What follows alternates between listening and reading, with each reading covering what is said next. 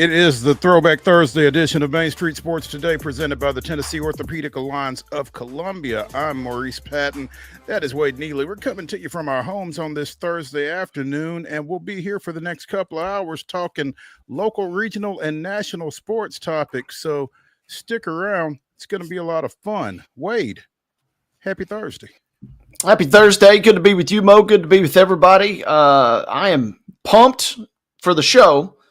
But I'm also pumped because I don't want to toot my own horn, but I got the yard mowed before the rain got here. So beat it by like 30 minutes. So that's good, clean living, as they like to say down in Pulaski. Hey, you know, timing is everything. Yeah. So, congrats for getting that knocked out, getting one thing off your to-do list there as the weekend approaches. So, yeah, that's big. Big show today. I'm excited because in the second hour, we are going to talk Kentucky Derby with Louisville Courier-Journal columnist C.L. Brown. We'll get to maybe he can tell us what he's going to be, what his fit's going to be for Saturday, and see just what he thinks of journalism, the horse, not the industry. Also, in the next segment, we'll be speaking with Troy Bond, former Brentwood High School boys basketball coach.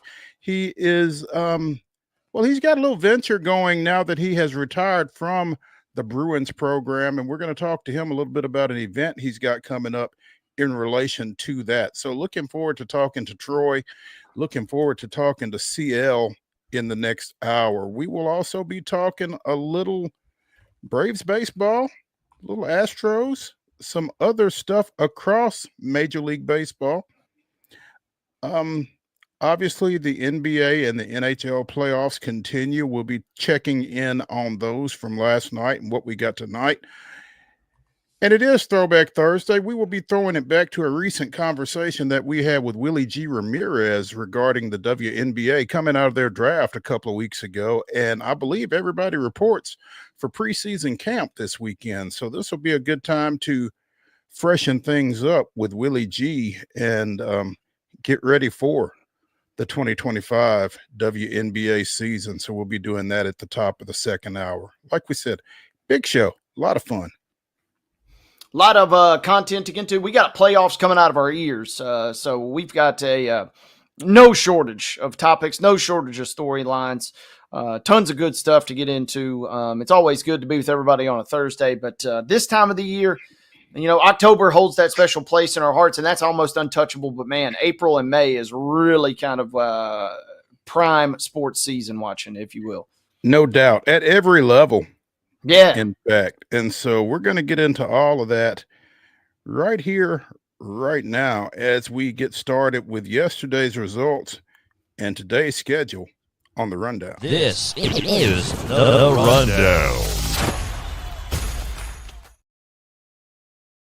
Look alive, folks. Thursday Rundown is here. We are off and we are running. And that means we start with last night's scores. And it is baseball action coming your way as Ravenwood topped Centennial last night 11-2. Columbia defeating Coffee County 6-0. Creekwood dispatching Fairview 13-3. It was Eagleville 7, Huntland 4. Gallatin picking up a 5-4 win over Mount Juliet. Green Hill all over Hendersonville last night, 17-0. Independence blanking Franklin 5-0. It was Lebanon 8, Laverne 1. Macon County slipping by Portland. 2-1 was your final there. Again, Macon County on top of Portland. More scores from the baseball diamond. Nolensville was a victor last night, 2-1 over Page. It was Richland pounding out 16 runs, defeating Cornersville. Oakland with a 4-2 win versus Riverdale. Blackman on top of Rockvale, 13-2. Hampshire and Santa Fe tangled yesterday in tournament play, and it was Hampshire with a 6-5 win versus those Wildcats. Warren County with a 6-4 victory versus Spring Hill. Kirkwood with an 11-5 win versus Springfield. Stewart's Creek 14-4 over Smyrna. It was Summit 5, Brentwood 4. Sycamore capping our scoreboard last night with a 3-2 victory over Montgomery Central. In softball action on Wednesday, it was Friendship Christian defeating Battleground Academy 4-2. Blackman with an 8-7 win over Siegel. Columbia Academy survived Goodpasture 5-3. Zion Christian with a 12-2 win over Frank Hughes. It was Loretto all over Mount Pleasant 15-0. Wilson Central defeated Oakland 7-3. Shelbyville down Spring Hill 17-6. Spring Hill with an 11-8 win over Portland. Did I say Spring Hill or Springfield? I'm sorry. regardless, it was Springfield 11, Portland 8. Sorry about that. Flag football action from yesterday. Nolensville with a 19-6 win over Franklin. Page with a pair of victories, 27-20 over Independence and 20-7 over Brentwood. Nolensville in 3 overtimes defeated Fairview 9-8. Franklin also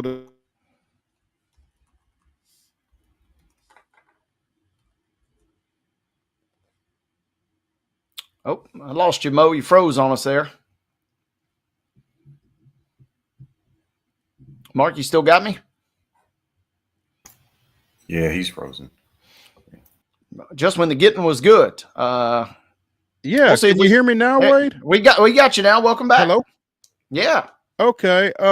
Again, Nolensville with a 14-13 win over Summit in flag football. In Major League Baseball, the Tigers defeated the Astros 7-4, and the Rockies doubled up the Braves 2-1. More about those later. Gwinnett defeats the Sounds 4-3 down in Georgia. We'll get into that a little bit more later in the show as well. More baseball, but a different variety. Let's go to today's schedule, and we start with high school action beginning at 4:30, where Hampshire and Richland will meet in the District 10A tournament. That game will be broadcast on Pulaski Citizen Live. Go to PulaskiCitizen.com, click on that PCL button. You can listen to our broadcast tonight. At 6 p.m., Moore County will be at Eagleville. Also, Zion Christian is on the road tonight at 6 at Franklin Christian. 6 p.m., we'll also see Murfreesboro Central Magnet at Lawrence County. 7 o'clock showdown for Gallatin, who is at Beach. Softball action. Riverside Christian will play a doubleheader at Zion this afternoon at 4 p.m. At 5 o'clock, single showdown, but it'll be Fayetteville at Culleoka. Springfield will be at East Robertson. At 5:30 tonight, Rockvale traveling to Forest. Siegel on the road at Blackman. 6 o'clock start times for Friendship Christian at BGA, Franklin Road Academy at DCA. It'll be Nashville Christian at Davidson Academy, and capping our 6 p.m. window and our softball schedule, Cornersville on the road at Eagleville. In boys soccer action this evening, Fairview will play at Spring Hill. That's a 5:30 first touch. At 6 o'clock, Waverly is at Creekwood. Also, Agathos Classical is at Forest at 6. 7 o'clock start for Gallatin at Hendersonville, Smyrna at Laverne, White House at Lawson, Wilson Central at Macon County, and Lebanon at Stewart's Creek.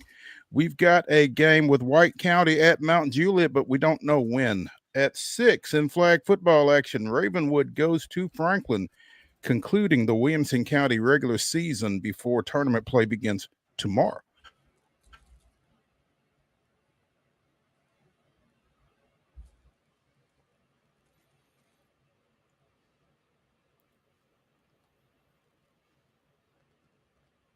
Come on, Mo.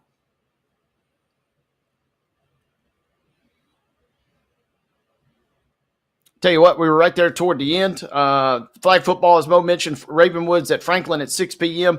and Nashville is at Gwinnett, a 4:05 doubleheader to cap not only to cap our Thursday schedule, but ladies and gentlemen, that will cap your Thursday rundown.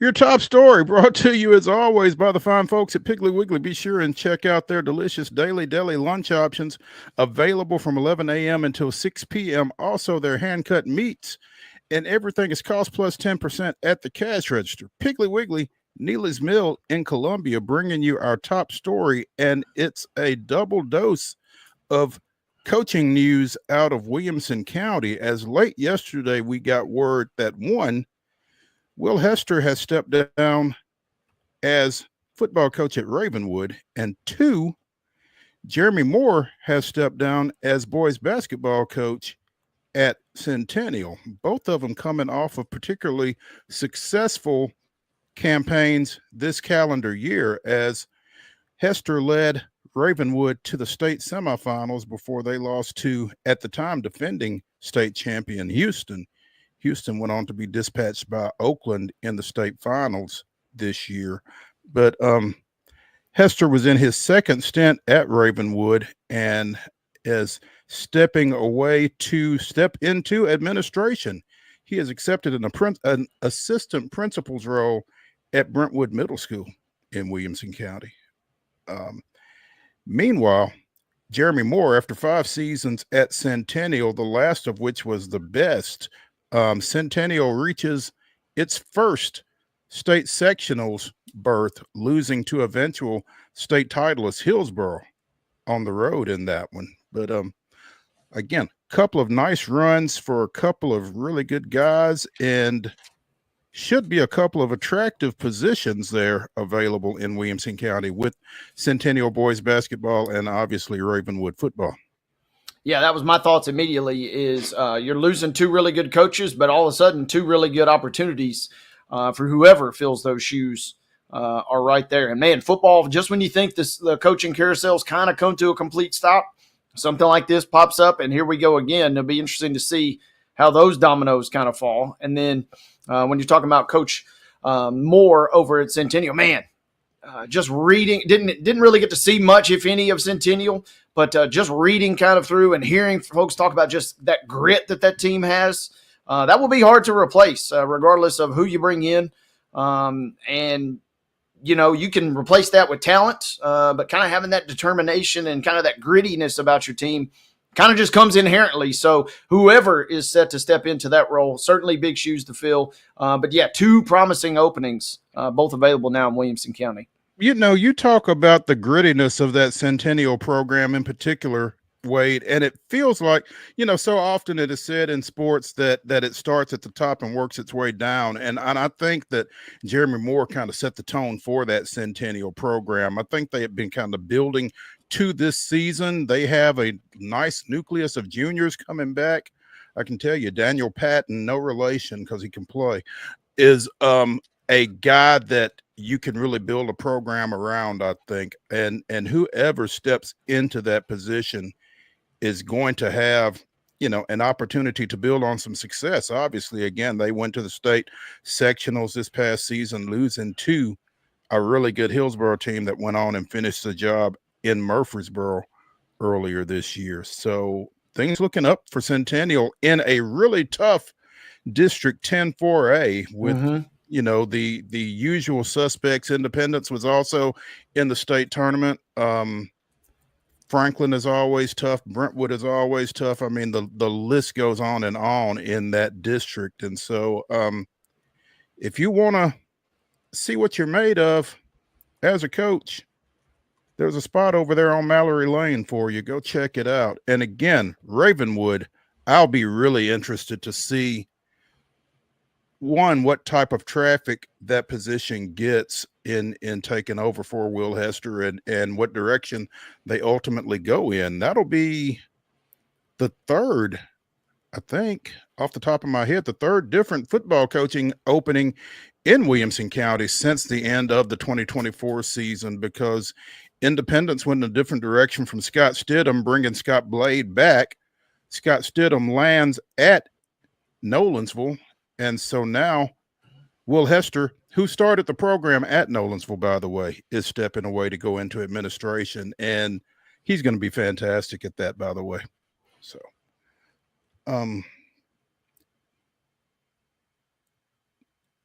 again, just going to be interesting to see with the success that Ravenwood has had traditionally, back-to-back state championship appearances in his first go-round at Ravenwood before he went to Nolensville and then to Florence, Alabama for a couple of years. Just the foundation that's been built there, the expectations that surround that program on a year-to-year basis, again, in a really tough region. I'll be really intrigued to see what direction they go in for his replacement. Not sure necessarily about the makeup of his staff, if there's somebody there that might be a successor, or if they go out of the building, out of the program to bring in the next guy. That's always fascinating to me when you've got a program that's had a lot of success. So looking forward to seeing how that coaching search and that succession path goes for Ravenwood. Oh, go ahead, Wade. I'm sorry. Well, I was just going to say, yeah, absolutely. 2 ways to approach that, right? If you kind of trust and if that succession plan is there internally, you would have to feel pretty confident. And you see this oftentimes too when you have this departure kind of out of the blue, so to speak, or, a little bit later in the cycle. There's usually kind of maybe something already afoot there in terms of a replacement. So that I will not be shocked if that happens, but I will also certainly not be shocked if this is not a gig that attracts some high profile attention, whether that's in the state of Tennessee or potentially outside. Yeah. And, you make a point, with it being so late, a lot of folks are getting ready for spring practice. A lot of folks are in spring practice. And so the timing may not necessarily be right for some folks to step away from wherever they are. That might kind of dictate that they stay in-house. I'm not sure. The whole situation, when you take it all into consideration, the success of the program, the timing of the move, all of that really makes this an intriguing coaching search, I think, and something to keep an eye on, because if somebody comes from out of the building, then it's going to create another opening elsewhere, that domino effect that we often talk about with coaching changes. So something to watch in Williamson County. Let's take a break here on Throwback Thursday. When we come back, it'll be time for Coach's Corner. We will be joined by former Brentwood boys basketball coach Troy Bond. Stick around.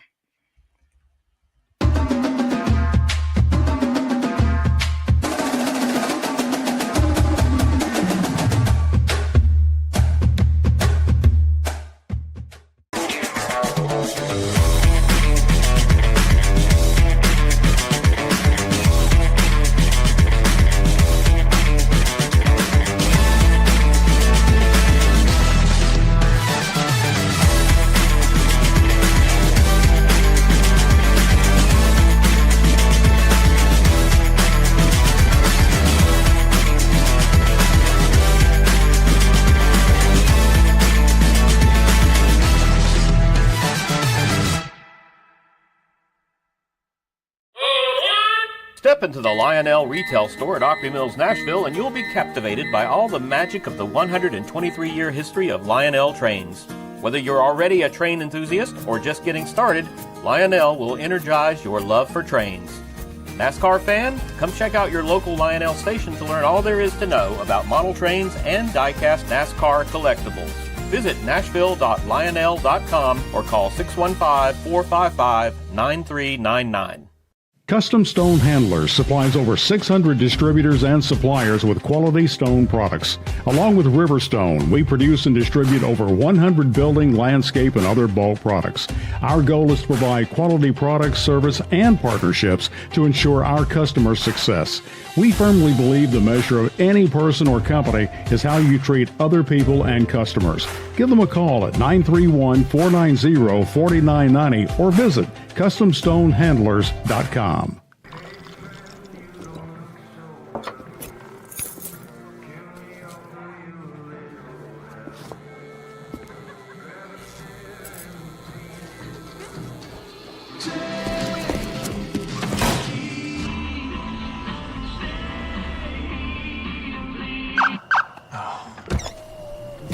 You're seeing the signs too, right?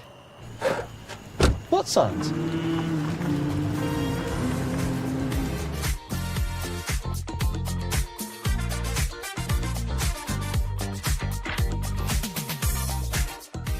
Throwback Thursday continues here on Main Street Sports Today, presented by the Tennessee Orthopedic Alliance of Columbia. I'm Maurice Patton. That's Wade Neely, and it is now time for Coach's Corner. We are joined today by former Brentwood boys basketball coach Troy Bond, who stepped away at the end of the 23-24 season and has now taken on the role of a basketball consultant with Zone Hoops 615, which is putting on a coaching clinic this weekend. The Music City Hoops Coaches Clinic will take place May 3rd at Brentwood High School. Coach, thanks for taking some time with us. Absolutely.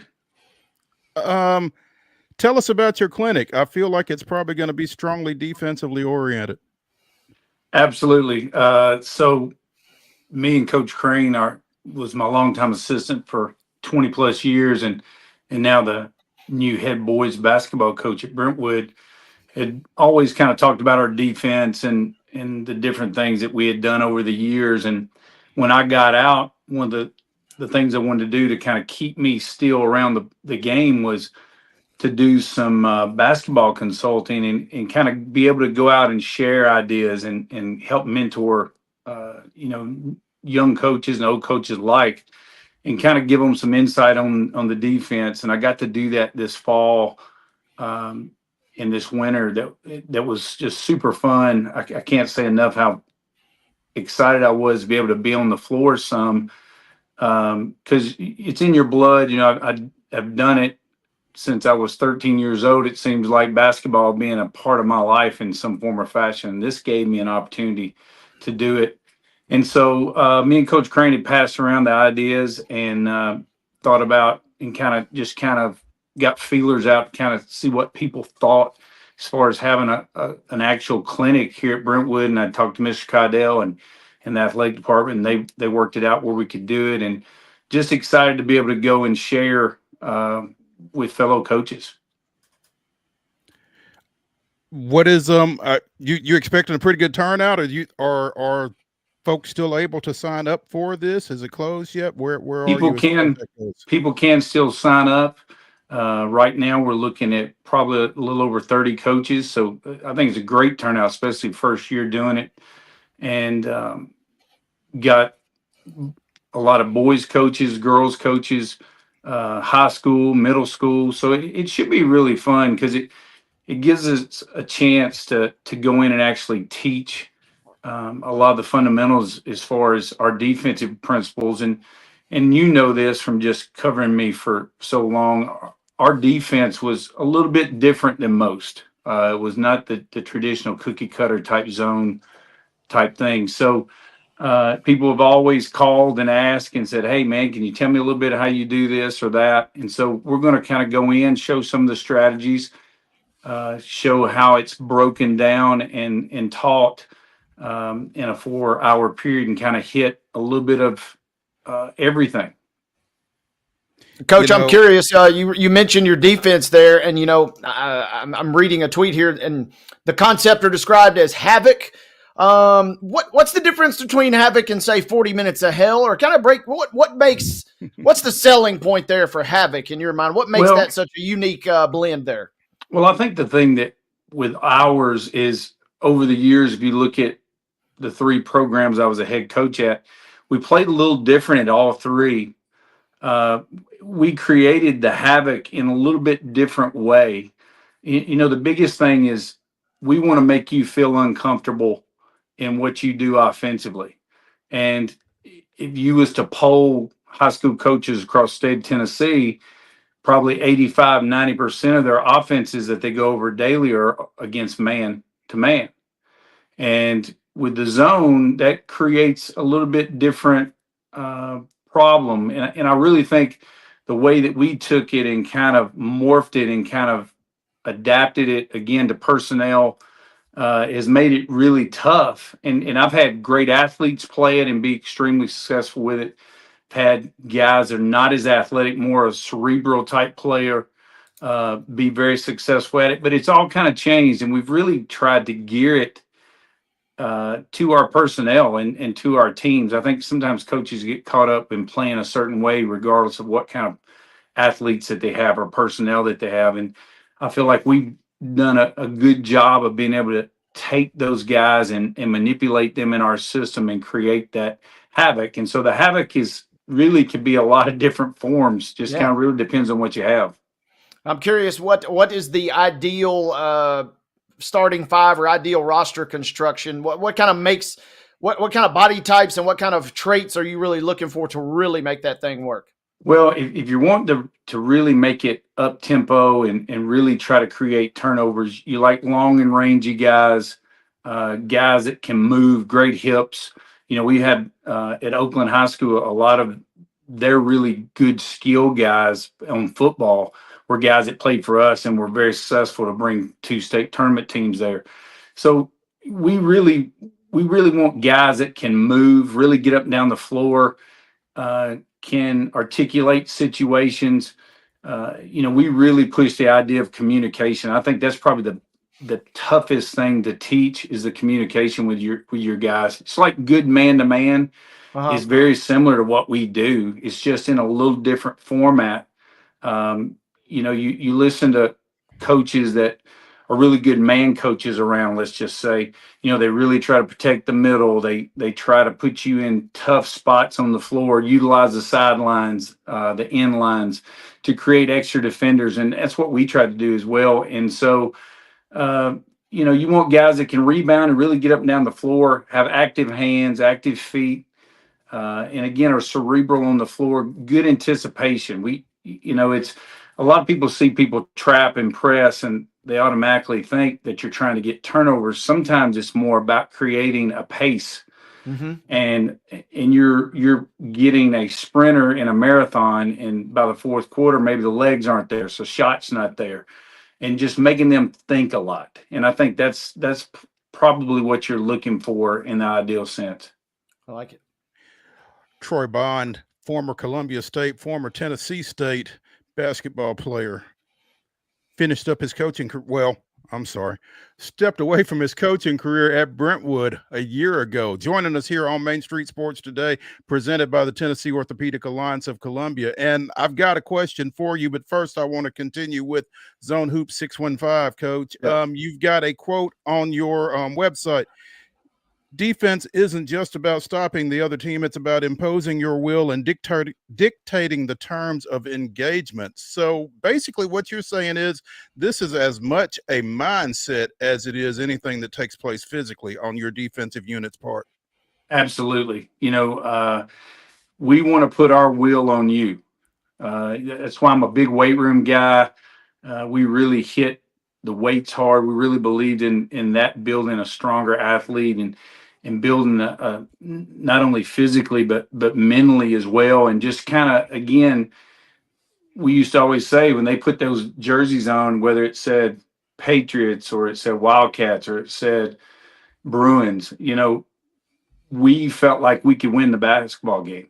We felt like what we do is going to be hard for you to be able to win, and we want to impose that on you.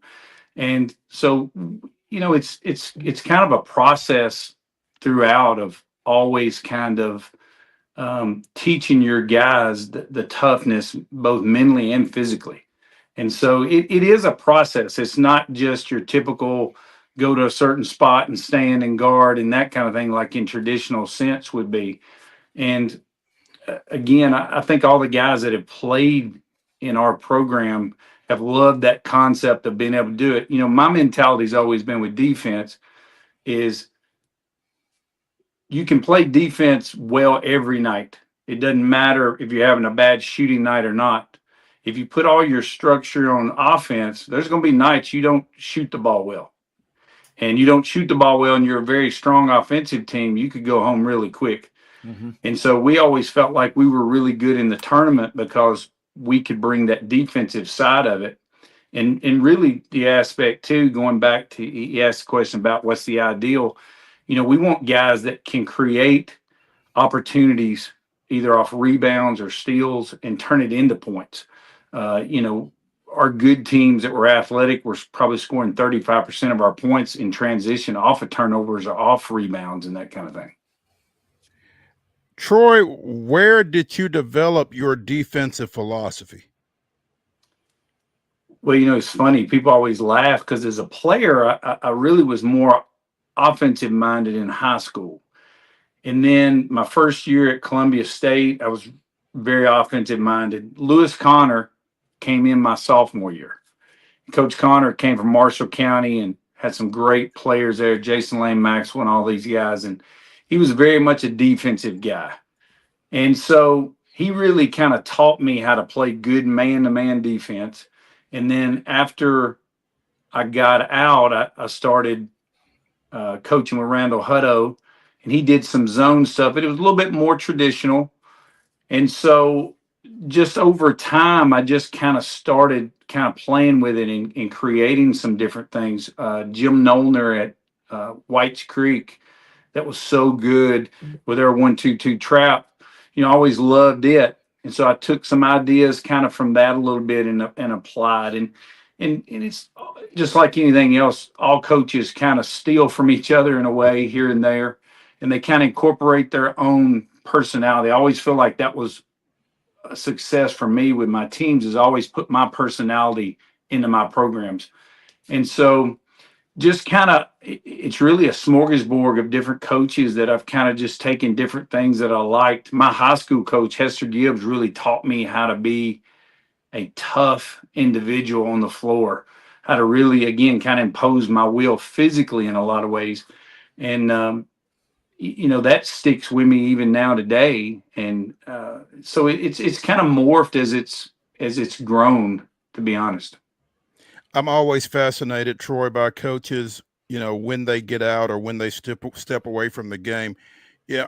When you go to a basketball game now, are you a fan or are you a coach? Are you looking for something to steal to, take back to a clinic? Are you looking for something to stick in your pocket in case you get the itch again, or are you just watching the game?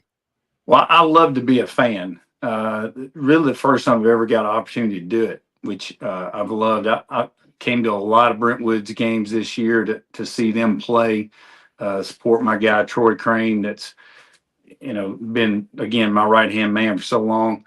Obviously as a coach, you're always there kind of coaching in a sense, kind of like, well, I don't understand why he's doing that. Or I bet this happens when they score another bucket. He's probably calling a timeout. Or, you kind of play armchair quarterback, I guess.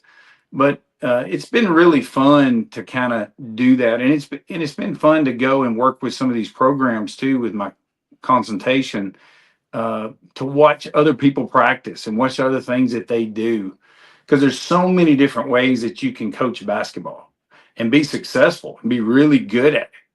So it's been fun. I think you're always, if you're a coach, you're a coach.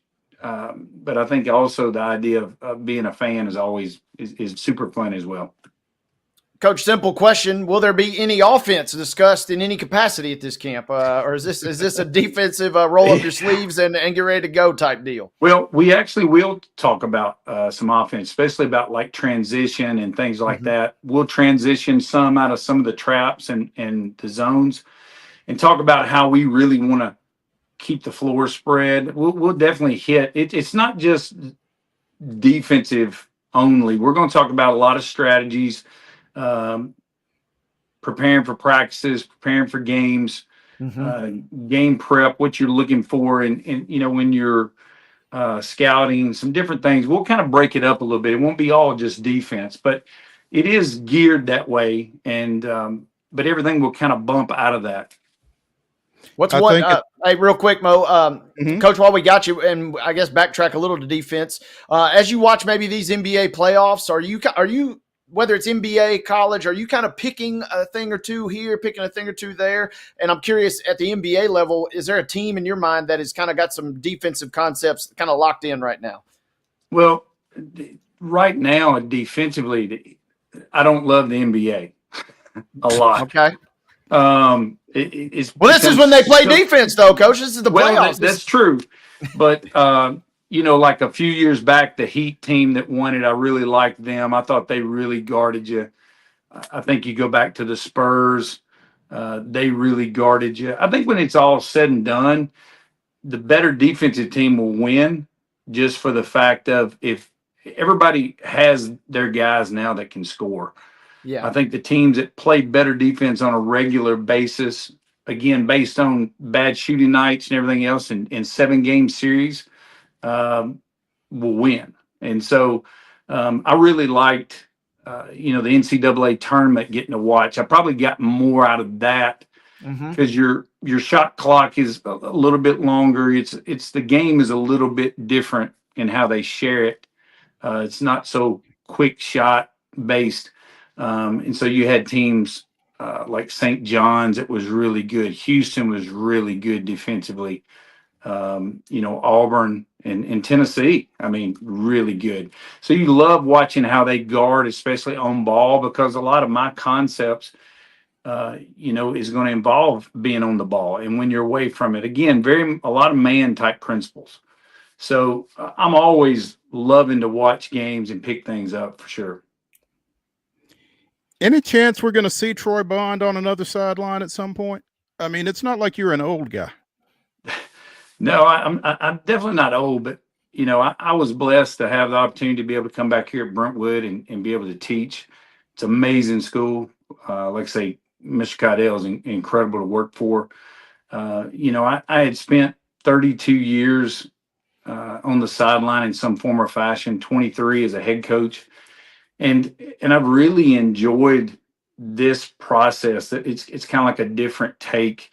I think some people stay at the party too long, and it just becomes such a grind. And for me, I want to be able to enjoy, you know, starting to get a little older, be 56 in June. And I want to be able to be that guy that can go and still go on vacations and do a lot of stuff because, you know, my family's taken a big hit over the years, just having to deal with the schedule of a coach. And, you know, and that's a tough business for how much time that we, you know, we're involved. And so it's been nice to get away from it and actually be able to kind of freely talk to people too, you know, because when you're coaching your own program, you're kind of keeping your secrets tied to yourself, right? You don't really want to share too much. And so this has been really good to be able to kind of really help me socially, just even interact with coaches and kind of get to know some coaches on a personal level more so than an adversary or somebody, you know, I'm going against. So that's been really cool. And so right now, man, I'm really happy with what I'm doing. Again, love teaching every day, and then being able to go and do some of this on the side has been awesome. Never want to stay at the party too long. I like that. Troy Bond of Zone Hoops 615 joining us here on Coach's Corner on Main Street Sports today. The Music City Hoops Coaches Clinic will take place Saturday from 8 a.m. to 12 noon at Brentwood High School. Coach, tell folks how they can sign up, or can they just show up for this? They could do either.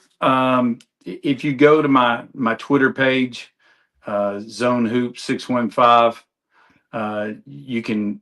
There's several links through that. The website, www.zonehoops615. You can also go there. My personal Twitter page, TSU White Tiger, has also got them listed. And then if someone just all of a sudden gets the opportunity to be free, I know how springtime is, especially with AAU and everything else. You know, stop by and see us. I think it'd be a great time. We're going to have a lot of fun with it. I think it'd be a lot of great basketball shared. There'll be a Q&A at the end of it. So, you know, and there's a lot of really good coaches coming that have a lot of experience. And so it'll be good to just kind of chop up and talk our game. And that's a part, I guess, I haven't been able to get opportunity to do until this past year when started this this consultation stuff. That's kind of allowed me to do that. Again, I feel good about doing it as opposed to trying to keep everything away from everybody. I think one of the cool things about this clinic is you're going to have the Brentwood High School basketball team on hand to kind of walk through things. So it's not just a chalk talk kind of thing. You can actually see things being executed and taking place out on the floor in real time. And so I would think that's kind of an added feature for this. Well, absolutely. This will be Brentwood's first day of spring practice. And going in and working with Coach Crane's young kids that are moving up into the varsity level is going to be really good because I'm going to get to teach it from the ground up. And so that's the good thing I think about if you come to the clinic is you'll be able to see that hands-on being taught from the bottom. It's not like you got 5 guys that are sitting out there that know everything that's going on. I'm going to have to actually go through the concepts and the fundamentals of what we do and kind of explain the different positions and the movement and that kind of thing, which I think is very valuable. Again, chalk talks are great, but I think anytime you can see it visually or auditory, it does something else to it. So, you know, it was again a blessing that Brentwood boys basketball's hosting this and putting this together, and I think it's a great avenue, especially for young coaches or anyone that's looking for something to add to the arsenal of their program. You know, again, probably 70-80% of the teams around here are man-to-man teams. So it gives you something to, you know, always feel like the more weapons you got, you know, in the toolbox, the more opportunity. You never know. And so we wanted to try to do that. And that's how we developed all our different forms of havoc. Troy Bond of Zone Hoops 615 joining us here on Coach's Corner on Main Street Sports Today, presented by the Tennessee Orthopedic Alliance of Columbia. Coach, we appreciate you, and have fun Saturday. Hey, thank you for having me, man. Great talking to you guys. Appreciate Absolutely. it. Thank you.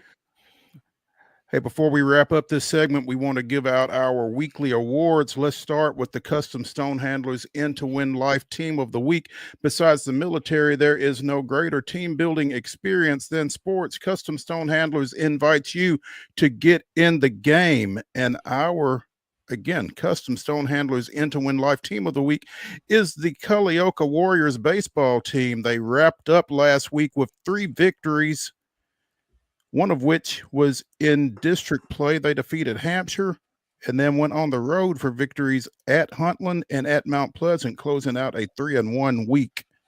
The Culleoka Warriors, our Custom Stone Handlers In to Win Life Team of the Week. Our Tennessee Orthopedic Alliance of Columbia Player of the Week, meanwhile, is Columbia Central senior pitcher Lane Sharp. The Walter State commitment struck out 18 hitters in a 3-0 shutout win over District 9 4A rival Coffee County. Gave up 2 hits, walked 3. Again, complete game, 3-0 shutout victory for Lane Sharp of the Lions, our TOA of Columbia Athlete of the Week. Congratulations to him. Congratulations to the Culleoka baseball team, our Custom Stone Handlers In to Win Life Team of the Week. Let's take a break on Main Street Sports Today. When we come back, we'll be talking a little bit more baseball. Stick around.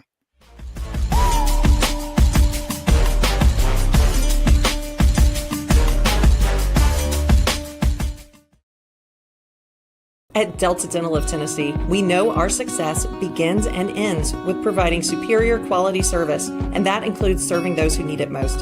This year, we're celebrating 25 years of giving back to the community we call home. Delta Dental, along with our Smile 180 Foundation, supports Tennessee's dental colleges and oral health education, children's hospitals, free and reduced cost dental clinics, and other like-minded charities.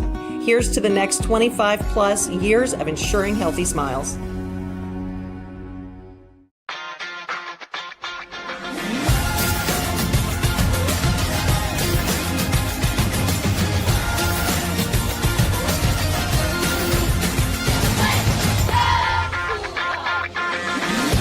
Zion Christian Academy at zioneagles.org or 931-388-7531. You can schedule your appointment to visit their beautiful campus. Again, zioneagles.org or 931-7531 to schedule your visit today.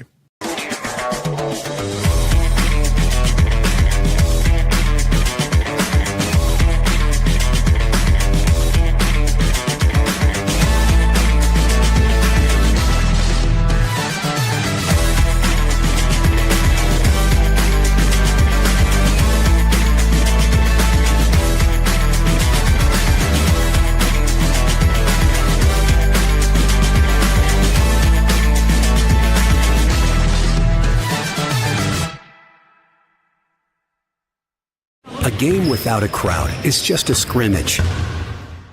A performance without an audience is just a rehearsal. Without your presence, high school sports and the performing arts aren't possible. Ensure that these essential extracurricular activities continue to enrich the lives of students in Tennessee. Purchase a ticket to your local high school's game or performance. This message presented by the TSSAA.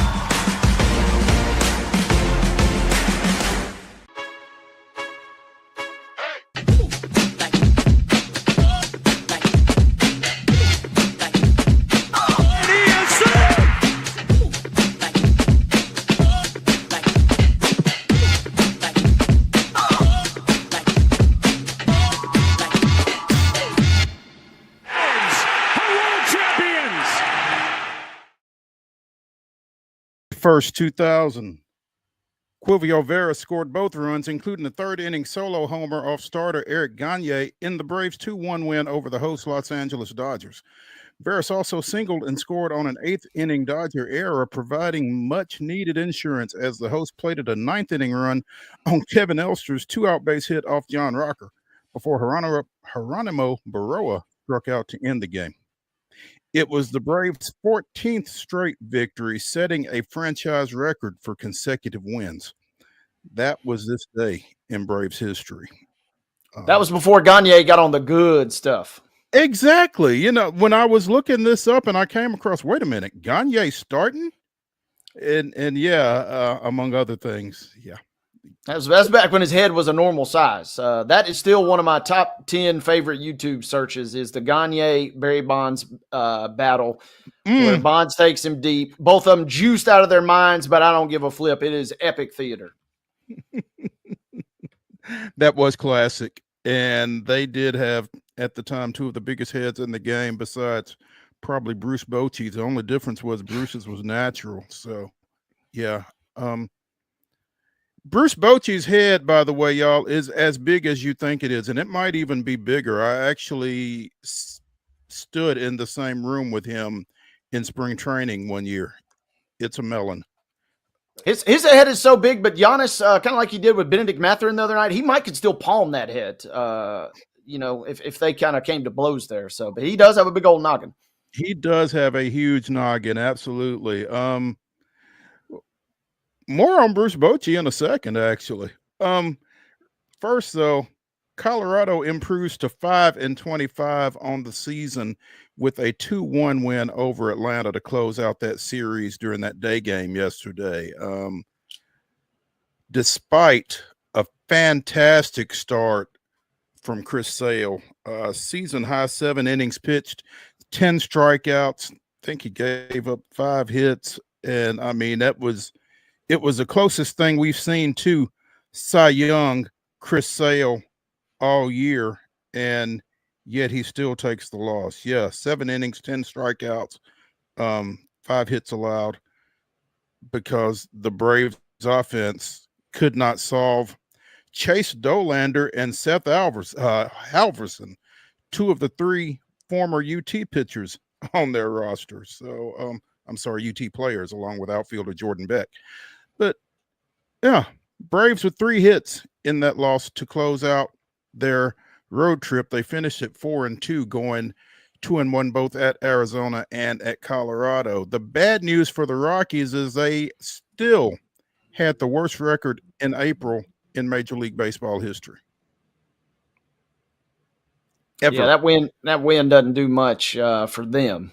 That's a classic situation. That's kind of what I've alluded to with this series. Yeah, the Rockies, they'll get a win, or if they get a win, they don't necessarily feel that great about it. But for Atlanta, it's like, man, we had the 2 games. What happened right there? And I was keeping tabs on that one. I had a little incentive, if you will, on Mr. Sale, and he did right by me yesterday. But maybe it's just going to be that kind of year. You got to have a little magic to win the Cy Young. It does not appear he has that magic in terms of at least getting the wins or a decision. It was a classic. It was a vintage 2025 Chris Sale performance thus far. He did work that ERA down now. It is getting closer to respectable, 4.84 with that 7 innings, 2 earned runs. So he's getting that going in the right direction. It was as high as 6 or 7, I think, earlier. So he got knocked around a little bit. Limited the damage yesterday, obviously, but still falls to 1-3 with the hard luck loss there. They are off today, and they begin a 3-game series tomorrow against the 21-10 Dodgers. I think they'll put up a little bit more resistance this time than they did out there to start the year. I think you would think coming back, playing at home, that's got to count for something. LA is, come back down to earth a little bit.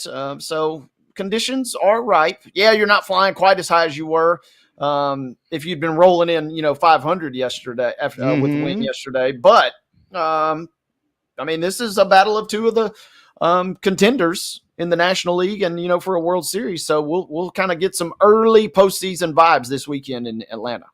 Yeah. And I think, for the past, forever, whenever it's been Braves Dodgers, it's been that way. These two teams have been, postseason contenders, heck, postseason participants for the longest. So yeah, I think the ante gets upped just a little bit whenever these two get together, and certainly this weekend that'll be the case.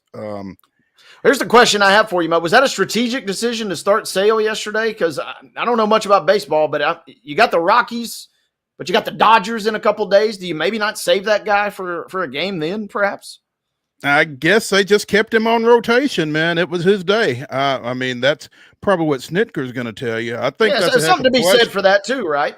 Yeah, I think there is. If that was his day, and I don't know that you necessarily want to push a starting pitcher back 2 days, and you probably would have had to bump somebody else forward to fill that spot. And, you just had AJ Smith-Shawver, who had to go kind of in an emergency type situation the day before. So I think what they're going to tell you is you don't want to disrupt that starting rotation any more than you have to.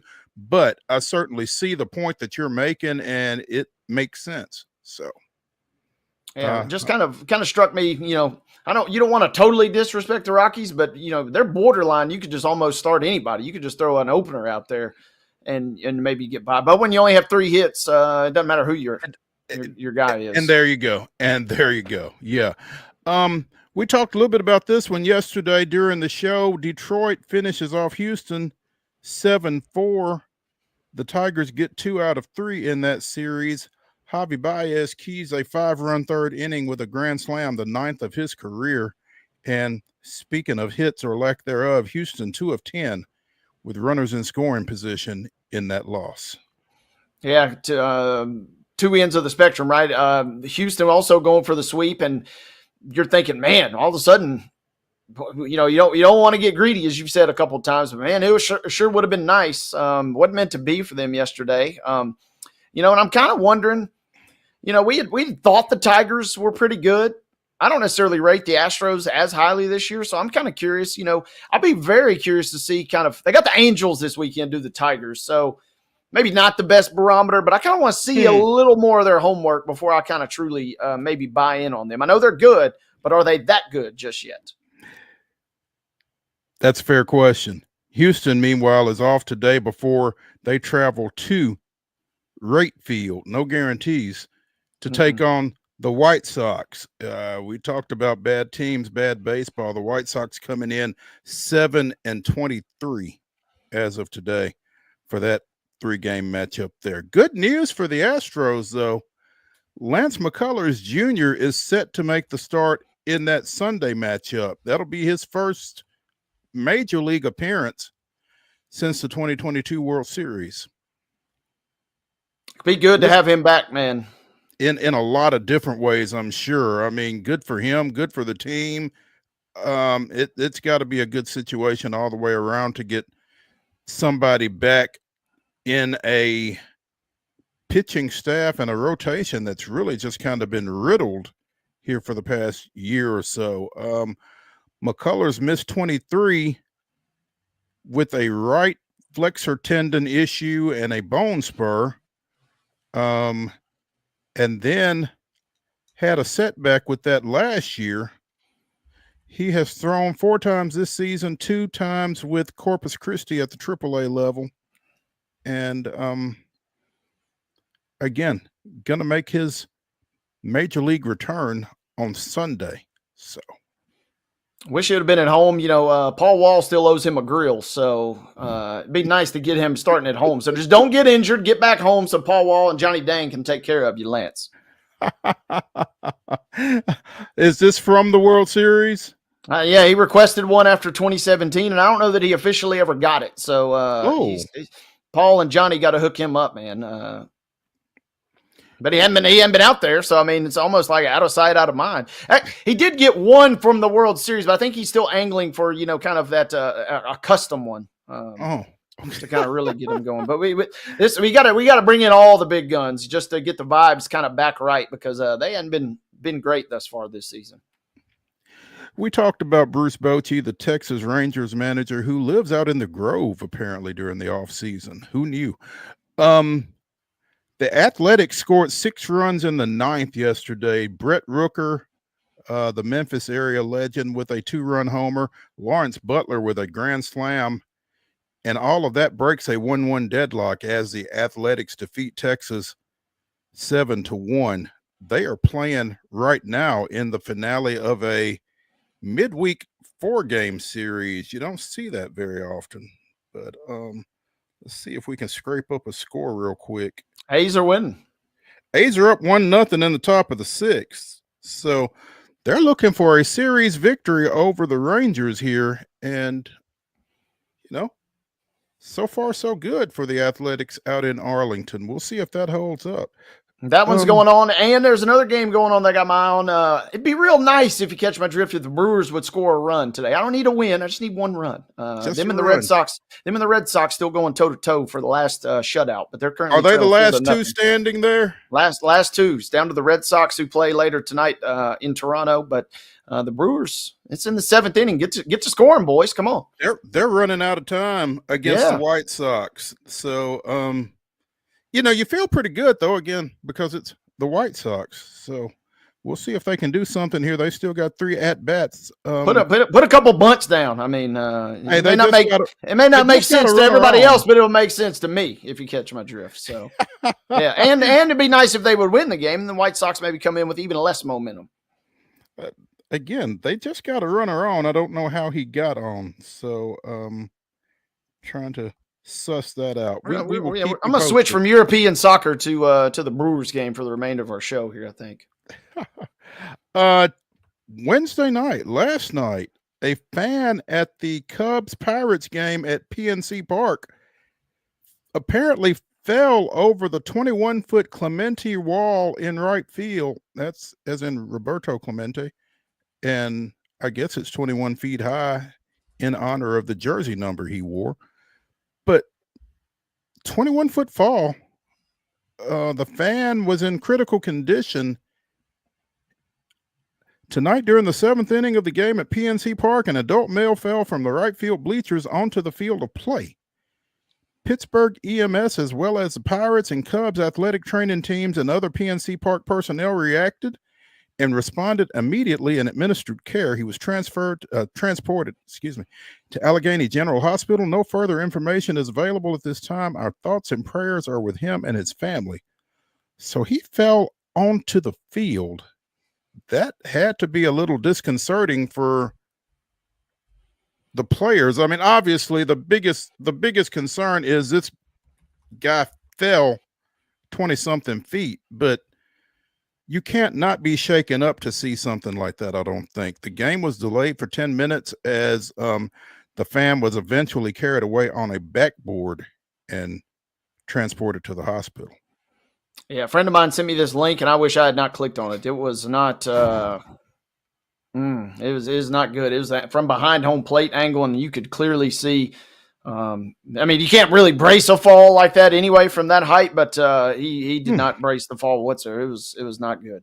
Oh, hope he's okay. Yeah, that's that sounds pretty rough. Our NASCAR analyst Heather Williams has to be pretty happy. Kansas City left-hander Noah Cameron makes his major league debut yesterday at Tampa Bay. Takes a no-hitter into the 7th, 6 1/3 before he finally gives up a single and gets pulled. Kansas City eventually wins the game 3-0. Noah Cameron gets the win, obviously. Kansas City has not had a no-hitter since Brett Saberhagen did so in August of 1991. That's the 3rd longest active no-hit drought in the majors. Only Cleveland and Toronto have gone longer than the 5,244 games that the Royals have gone without one. But, man, to get that close to throwing one as a rookie, that kind of sets the tone, right? Yeah. What are you going to do for an encore, young man? Exactly. So keep an eye on Noah Cameron.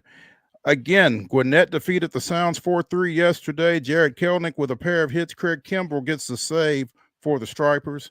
They'll be going at it here in about an hour in a double dip down in Lawrenceville. Let's take a break here on Main Street Sports Today, presented by the Tennessee Orthopedic Alliance of Columbia. When we come back, it is the Throwback Thursday section of Throwback Thursday. We'll be throwing it back to a recent conversation with Willie G. Ramirez talking WNBA. Stick around.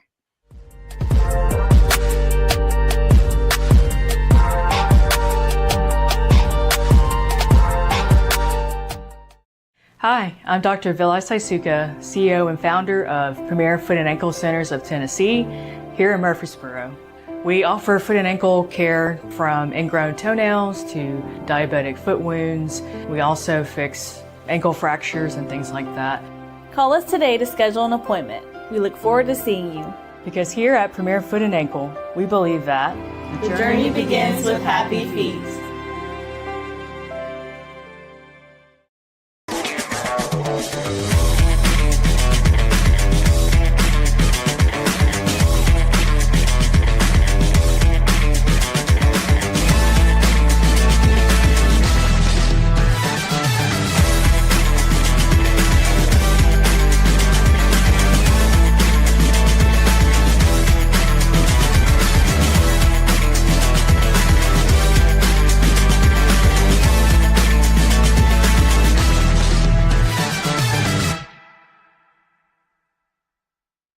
Jones & Lang Sporting Goods here in Columbia has been outfitting teams, officials, and anybody else from T-ball to college for 50 plus years. Be sure and check them out at 931-388-8060 or online at jonesandlang.com. Jones & Lang Sporting Goods, the look of a winner.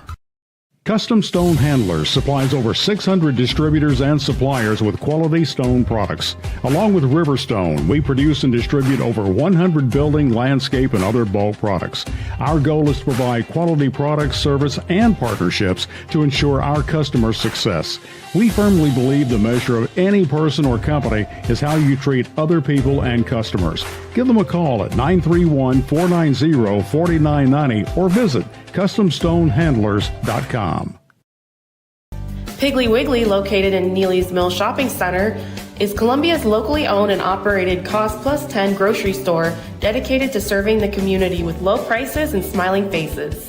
Piggly Wiggly offers fresh, hand-cut meats daily as well as daily hot plate lunches from their deli counter. You're certain to see smiling faces and a helping hand when you're here at Piggly Wiggly. Come by and check out our fresh produce, high-quality meats, and more. Down home, down the street, we'll see you at the Pig.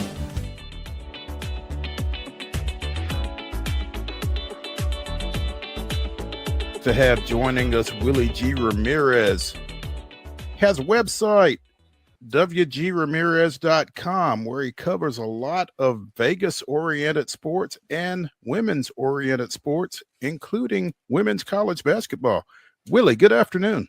How are we doing today, guys? What's We're happening? Doing well, man. Appreciate you taking some time with us today. What are some of your takeaways from 82-59 UConn winning its 12th national championship and defeating South Carolina for the second time this season, the second decisive time this season? Yeah, I think first and foremost, what it's telling is that the losses we saw UConn sort of take on, after January 1st, there were a couple of especially the one in Tennessee, the way that they lost. I don't think it was indicative, and you're taking them away from their conference schedule. I'm never really fond of the non-conference games that take place in February or March, but I think that game against South Carolina in the regular season is where we were given sort of the spotlight that this was the time that Gino Auriemma was going to put his coaching expertise to work, and that Paige Beckers was not going to leave college without a national championship. I mean, we could sit here and talk about, South Carolina, UCLA, USC, with a healthy USC with Juju Watkins, Notre Dame. there was not a better basketball team from top to bottom than Connecticut ever since they beat South Carolina in the regular season. And I think the exclamation point was last night. I just think that they got better and stronger every single time out. And when you talk about the trio of Sarah Strong and Azzi Fudd and Paige Beckers, that trio doesn't do what it does without the supporting cast that sort of allows them to do the things and, set screens, provide space, open those passing lanes up. And I think it was a collective effort, aside from just the fact that that trio put up a large number of the 82 points last night. Man, it's tough. We're based right here around Nashville, obviously just down the road from. I wore this for you, by the way. I appreciate that. Yeah, it's tough for us locally. Your neck of the woods. Yeah, I know. I hate that we didn't get a chance to catch up, but you're a busy man. But yeah, it's tough for us to give UConn credit. But man, as you sat there and watched that dismantling unfold yesterday, it's tough not to. But the one question I have, Willie, is how much different, and I don't want to make excuses for Dawn Staley or South Carolina. I mean, they got crushed yesterday. Second time UConn has crushed them. But a lot of that was taking place inside, and South Carolina was settling for a lot of perimeter jumpers. They weren't able to get anything going inside offensively. How much of a difference would Ashlyn Watkins have made? Well, I've been saying this phrase all day today. I just wrote out a rundown for ESPN Las Vegas, which we'll be doing right after this. I'll be doing a couple hours here in Las Vegas, and it's the phrase if ands and buts were candy and nuts, all have a Merry Christmas, because we could talk about if Juju Watkins didn't get hurt, would UConn have been in the national championship? How would that have played out differently? If Paige Beckers wasn't injured the last 2 years, would we be talking about Caitlin Clark the way we've been talking about Caitlin Clark? So it's a fair question, Mo. I just am never one to do that because we don't know, and you can't speculate and take away from. And you know what? To take Dawn Staley's words, to overshadow what UConn did and put together.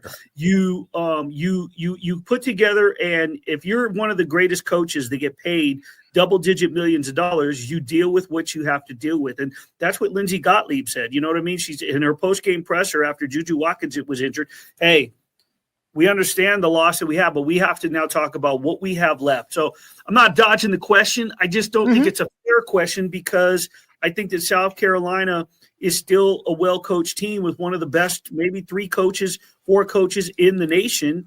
I mean, if Corey Close, Gino, and Dawn are the first 3 I'm turning to if I'm a president at a university. So I just don't know.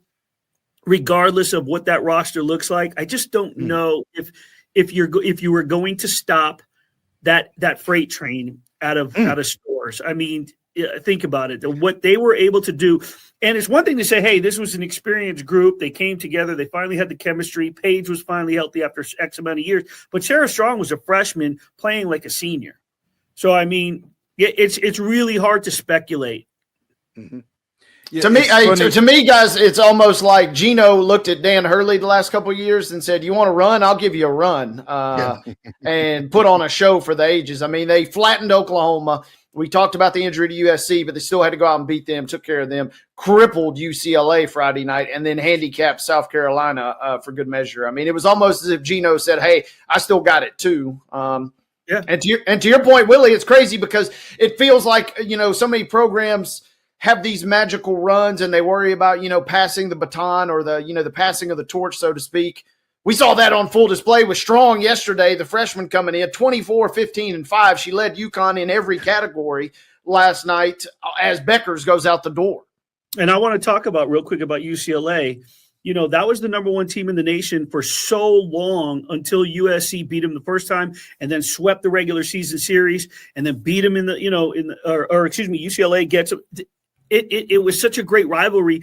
But the fact remains, UCLA, okay, a few years ago, that was a very talented team that was supposed to make somewhat of a deep run into the tournament with a freshman named Kiki Rice, who is the #1 recruit in the nation. And I may have told this story last year when you very first had me on, and we just talked about the landscape of college basketball. I don't remember because I've told this story many times. I'm sitting at Mandalay Bay, ready for the Pac-12 tournament, and I get a one-on-one with Kiki Rice for a publication. I was one of my media vendors. And we're talking, and she's the #1 recruit in the nation, McDonald's All-American, the top recruit. You name the program, she could have went there. She could have been at Tennessee. She could have been at South Carolina. She had her pick. She said, I want to go to UCLA because I want to be the person that brings their first national championship to Westwood. Okay? That was her freshman year, and they were talented. Last year, they were talented. This was a team that was very deep, very experienced, had built chemistry. Corey Close is one of the best coaches in the country and ran through the Big Ten along with USC in their first year there, playing a different breed of basketball. So for South Carolina, or excuse me, for UConn to do what it did to UCLA, let alone South Carolina, my opinion, South Carolina was built on chemistry, on a team of, and I say this, so nobody take this out of context, but a team full of no-name stars per se, right? There's no Aaliyah Boston. There's no Asia Wilson. There's no Alicia Gray. There's no Camila Cardoso. There's no big names that they've had in the past. This was a collective group. So for UConn to make the run that it did, it doesn't surprise me what it did yesterday with the teams that it went through to get there. Willie G. Ramirez joining us here on Main Street Sports Today, presented by the Tennessee Orthopedic Alliance of Columbia. And Willie, it was funny when you said they were a freight train. You were the second person in like 24 hours that I've heard use that phrase in reference to UConn, and it fits, man. They just ran through, like Wade said, they ran through everybody, and they ran through a really good South Carolina team yesterday. And again, around here locally, a lot of folks are kind of partial to Michaela Blake's when you talk about, best freshman in the country and that kind of thing. But man, Sarah Strong kind of swung me yesterday, and in this last couple of weeks, having a chance to watch her with some regularity, man, she is something special. She is, and it's a little scary to, you sit here and you think, well, Paige is done, right? So now what?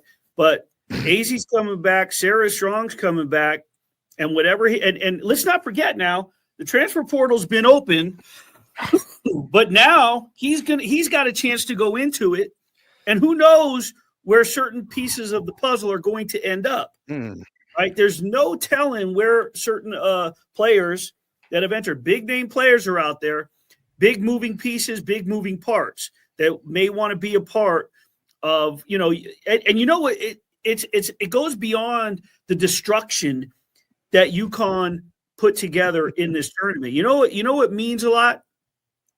The playful banter at press conferences when Paige gets up and walks out and Gino sits down. The hug yesterday and the toughness of this girl from Minnetonka, Minnesota, who was a star at Hopkins. And I don't know if you saw the video that went viral yesterday, but that it was her in her Hopkins high school uniform saying, "What do you see? Where do you see yourself in 5 years?" And she said, "Playing for a national championship, leading a team to a national championship, getting ready for the WNBA draft." I mean, everything that she talked about, it's like, talk about a 5-year plan. So when you have someone like that and the toughness that she exudes off of a couple of knee injuries in 2 straight seasons, breakdown and cry and the emotions and, and the humbleness that comes with it too. AZ Fudd gets the most outstanding player award. People are going to want to play there. And if Gino comes knocking, you go. So that team's only going to get better.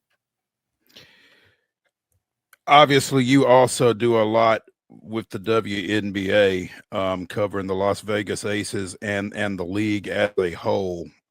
You mentioned Paige Beckers, and everybody feels like she is the obvious #1 pick to Dallas in next week's WNBA draft.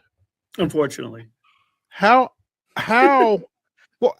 obvious is that, Willie? Because The Wings head coach, Chris Cocklanes, am I pronouncing that right? Cocklanes? Yeah. Okay. He's former USC assistant, right? Is there any chance that the Stanford transfer, Kiki Iriafen, again, I don't know if I'm pronouncing that correctly or not. Kiki Iriafen, yeah. Yeah, is there any chance that they go that way? A big who has some familiarity with the new coach? Or would they just really get run out of town on a rail?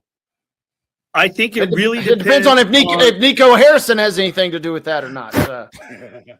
You know what right? it depends on? I think what it depends on is if Paige puts the word out that she does not want to play in Dallas. Now, I have continued to tweet that, say that, mention that in conversation, write that, and people jump on me and go, "Why are you trying to start that narrative?" I said, I'm not trying to start a narrative or say that she said that. What I'm saying is that what if she doesn't want to play in Dallas? Now, they have improved. The WNBA has made some incredible moves. We've seen a lot of free agency movement this season, some of the best that I've seen since the Aces got to Vegas, and I really invested myself into this league. But what if she doesn't want to go to Dallas and, oh, by the way, wants to be picked number 2 overall, or demands and Seattle trades? Why? Because her best friend, the phrase twin that the girls use, hey, twin, what's up, twin? That's my twin. That's my twin. Who was in the audience watching this? Who was FaceTiming after they won the national championship? Nika Mule. She got injured overseas during the offseason. I get it, but she's a member of the Seattle Storm. They've rebuilt that roster. They've got Skylar Diggins-Smith. They got Nneka Ogwumike, right? They've got a very talented roster in Seattle and a very good coach. It wouldn't surprise me if we heard some blockbuster news that Paige wants to play in Seattle with Nika. So I don't know. I mean, I get what you're saying with Kiki, but could we see a 3-way trade? Sure. I think anything is possible, considering we're talking about the last year of the CBA. That's why you're seeing a lot of these big-time free agents sign 1-year contracts this year. These big names that are moving around, the unrestricted free agents, they're all signing 1-year deals because they know the CBA. One of the biggest demands is going to be that the salary cap goes up, and the maximum salary price is higher. So I'm leaving that door open. Dallas has the number 1 pick. Paige Becker should be the number 1 pick in the draft, but I'm not saying that that's a slam dunk, because anything could happen. Paige could say, and right now she holds the cards. Dallas would be fine. Would they be salty and be like, man, we really want Paige. We'd love for you to play for us, but they would move on. They would move forward. It's a business. So I'm just waiting to see what happens. And maybe Paige doesn't care. We don't know that. Only Paige knows that. Maybe her closest people and her agent and whomever else. But she's going to get paid one way. She's already getting paid one way or the other, right? NIL money, that doesn't go anywhere. It just translates into endorsements, right? She's already. I mean, they were pitching her in Unrivaled before the season even got started. The future is Unrivaled, and they were talking about. I can't think of her name, from LSU. Angel Reese. No, the star right now, Flau'jae or Anissa Morrow? Yeah, Flau'jae. Okay. And Paige, they're already committed to Unrivaled next season. So they have a lot of endorsements, a lot of money coming their way outside of whatever their rookie salary. I mean, that $78,000, $80,000 rookie salary that they're about to get, that's going to pay their taxes. That's going to help pay the taxes off the endorsements that they're making. There we go. Willie G. Ramirez joining us here on Main Street Sports today, presented by the Tennessee Orthopedic Alliance of Columbia. Willie, what do you make of Adia Barnes taking the SMU job after the work that she did at Arizona? I'm surprised, only because I know her love for Arizona. Her alma mater, right? Yeah, yes. And I know what she's built. I don't know. I haven't talked to Adia. I wanted to text her and congratulate her, but I just went ahead and I tweeted something. But I have to wonder if part of it is, Arizona going into the Big 12 and the Pac-12 going away. There's one thing to be part of, your alma mater, be it UCLA, USC, Arizona, Arizona State, Washington State, but that comes with being a part of the Pac-12. The history of the Pac-12. Now you and I, Mo, we remember, I don't know about you, Wade, but we remember the Pac-8. There was a Big 8 and a Pac-8. Then there was a big Pac-10 and a Big 12, right? So there's something to be said about a historic conference going away. And I don't know if that has anything to do with it. I don't know. She said, well, let me set my sights. The climate, times are changing. It's time for me to move on. But I know one thing. I know SMU is going to be a team to watch because I know what she's capable of doing. I know the culture that she changes behind closed doors. Adia Barnes is a special person. She's a good coach. She cares about her players. This is a woman that at the national championship during the COVID year was breastfeeding. I believe it was the national championship or the Final Four, but at halftime. And her husband was there watching the newborn. I mean, she is a poster for what we see in the success of for women in sports, women in, a powerful woman in sports, changing the culture for a program, a mentor, all those things wrapped up into one. You come up with it. Adia Barnes is it. She's a special lady. And I think that SMU stole her and is going to be a fantastic program with her there. Feels like a fantastic hire for SMU. Yeah. And it feels like SMU is across all sports, opening the purse strings. They're emptying the pocketbooks for players and for coaches now, seemingly. Well, and that's the beauty of college sports, that you can open up the pocketbook. I mean, who would have thunk it? You guys have been talking sports for however long, however many years. Who would have thunk it that just a few years ago, this season, it would take 2 seasons and UNLV come down to the last game of the season could possibly have been in the college football playoff.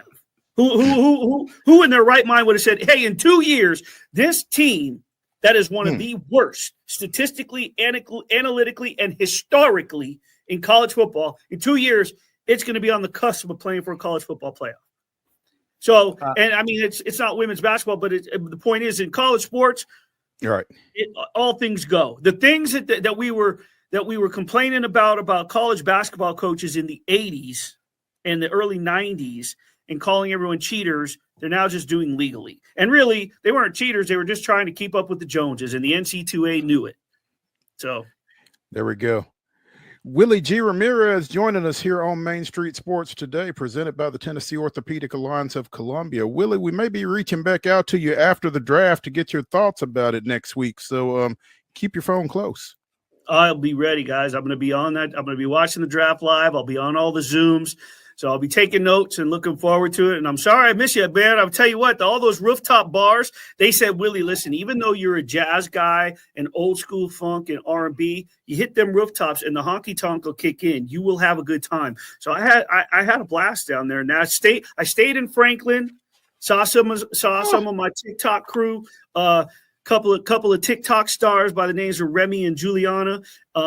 And my son joined. I went to the Nashville Predators Golden Knights game. I did a one-on-one with Jonathan Marchessault for the Hockey News. So it was a good time. Very good piece. Yeah. You were in Franklin. You were in my backyard right here, man. Goodness gracious. Seems like everybody's here. I got to catch up with our good friend Teresa Walker.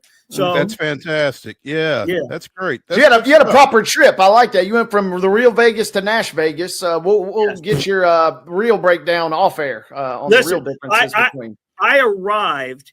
I literally was texting my friends, my TikTok friends, right? Now they're like my daughters now. But I was texting them. I was like, hey, I don't care if you guys, I'll show up in an Uber with my luggage. I've done it in Vegas. I'll do it in Nashville.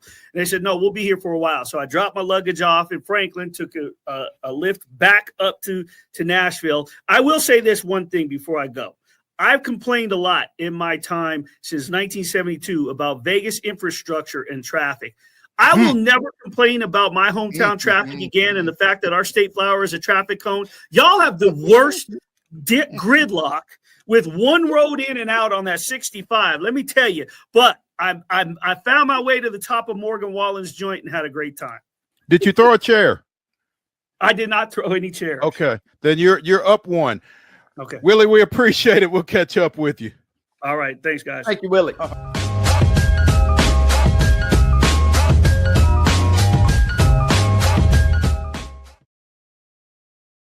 Hi, I'm Riley, a certified physician associate here at Premier Foot and Ankle Centers of Tennessee. We have a couple locations, Murfreesboro, McMinnville, as well as Franklin.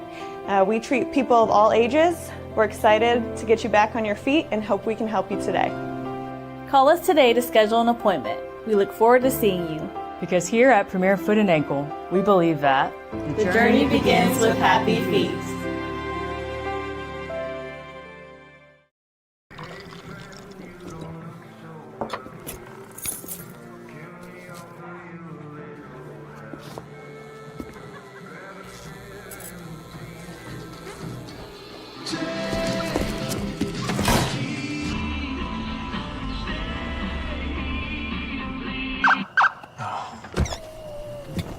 You're seeing the signs too, right? What signs? Jones & Lang Sporting Goods here in Columbia has been outfitting teams, officials, and anybody else from T-ball to college for 50 plus years. Be sure and check them out at 931-388-8060 or online at jonesandlang.com. Jones & Lang Sporting Goods, the look of a winner. Zion Christian Academy at zioneagles.org or 931-388-7531. You can schedule your appointment to visit their beautiful campus. Again, zioneagles.org or 931-7531 to schedule your visit today. Piggly Wiggly, located in Neely's Mill Shopping Center, is Columbia's locally owned and operated Cost Plus 10 grocery store dedicated to serving the community with low prices and smiling faces. Piggly Wiggly offers fresh, hand-cut meats daily, as well as daily hot plate lunches from their deli counter. You're certain to see smiling faces and a helping hand when you're here at Piggly Wiggly. Come by and check out our fresh produce, high-quality meats, and more. Down home, down the street, we'll see you at the Pig.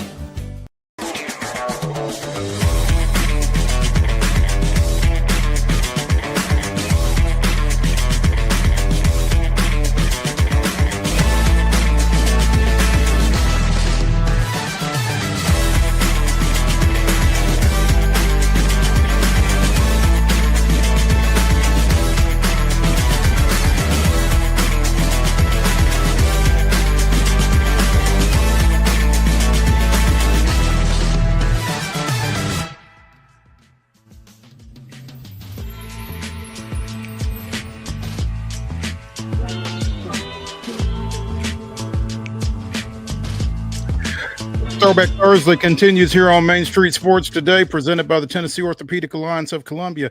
I'm Maurice Patton. That's Wade Neely. Always fun hearing from Willie G. Ramirez. And it's always fun catching up with Louisville Courier-Journal columnist C.L. Brown, who joins us now to get us ready for the 151st Kentucky Derby this weekend. CL, what's up?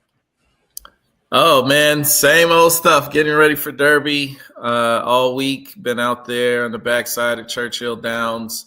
It's kind of feels like it's missing some of the sizzle that it normally has leading up. And I don't know if I guess journalism is kind of the only horse that we're really talking about a lot. But it should be a fun one on Saturday. Journalism seems to be the favorite, and that's not a phrase that we hear often these days in this climate. But what is it about that horse, not just the name, that's got everybody thinking he's going to be out in front? Yeah, I think it's his performance. I mean, the early races that he's been in, his speed figures are crazy right now, and people are even to the point where they're nitpicking him because his last race, those numbers kind of tailed off, but they're still the second highest numbers of any of the horses that are in this field of the races they've competed in this year. So journalism is a favorite, but the kind of caveat to that is in a 20-horse field, that's why we see long shots win the Derby every other year. It feels like Rich Strike, I think, was the last big long shot to win, and that was 2022. But there's so many things that could factor into who has the best trip. I equate the Kentucky Derby to the NCAA tournament. The best team doesn't always win because it's single elimination. Anything can happen in a one game winner take all setting. So the same thing applies to the Derby. The best horses, the best pedigree doesn't necessarily always win. CL, my immediate question is journalism, which Mo and I have talked about multiple times this week. The puns and headlines will be aplenty this week, win or lose, I suppose. But him not having experience in bigger fields, which I know, the Derby is kind of its own unique entity with that 20-horse field. Is that a hindrance, or is that something to really be concerned about in your mind? Is that maybe something that if you're at the betting window, you kind of peel off when you think about that? I don't think so, because this is a unique race for all of the horses involved. And so I remember the Santa Anita Derby that journalism won only had five horses entered in that. That's kind of an example of what you're saying here.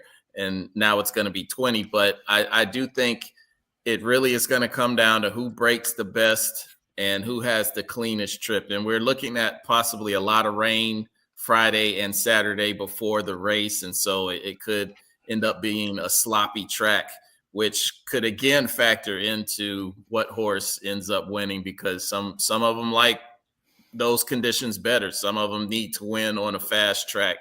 And I think journalism is built for any situation that might occur. But it's one of those things where all of this talking doesn't matter, because it only applies to those 2 minutes on Saturday evening to see who comes out best.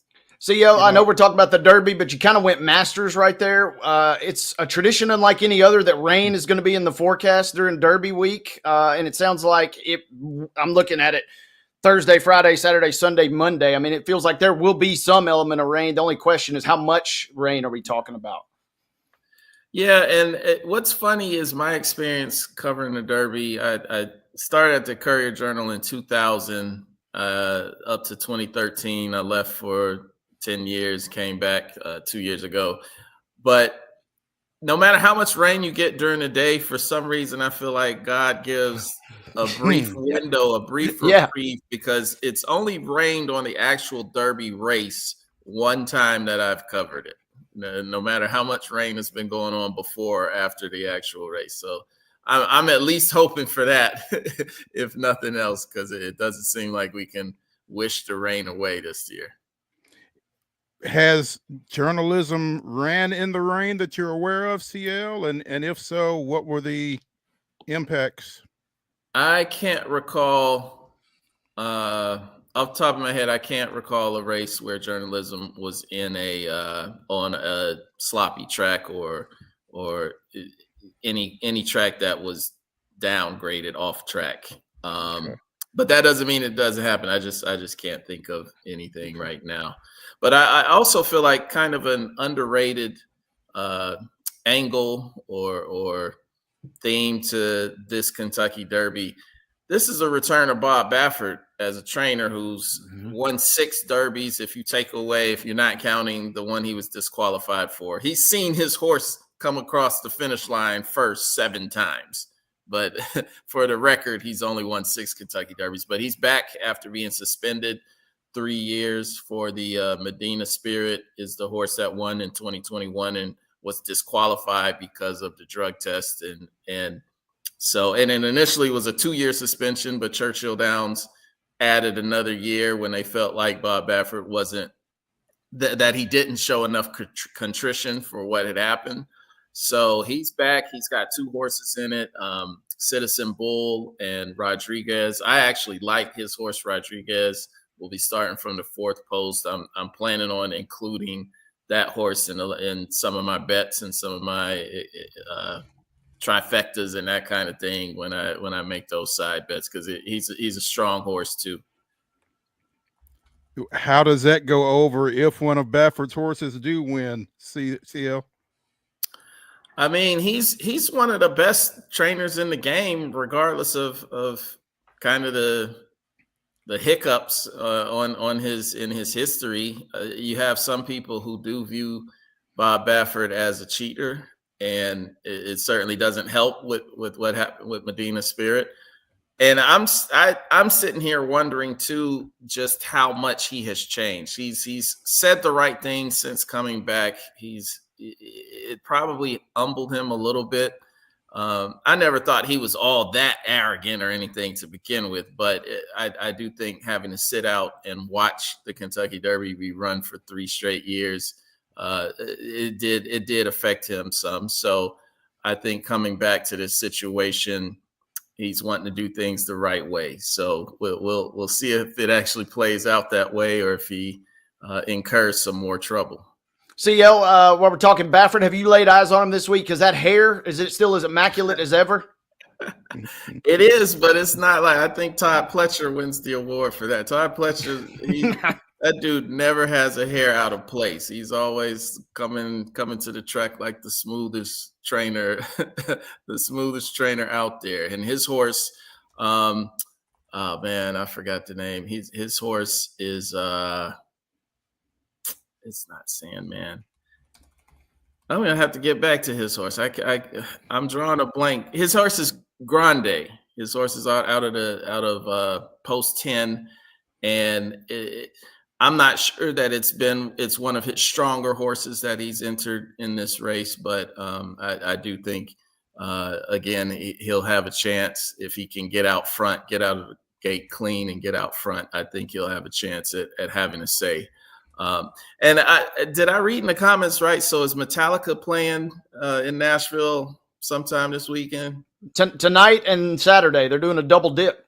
Oh wow, okay. Because Sandman is a horse out of the 17 post. I understand that they got wind of this horse's name and are fully behind it, trying to pull off a win. The bad thing about Sandman is the 17th post has only won one time in Kentucky Derby history, and this is the 151st running of the Kentucky Derby. So it's probably a long shot because of that post, but he'll be an interesting horse to keep an eye on, especially for Metallica fans.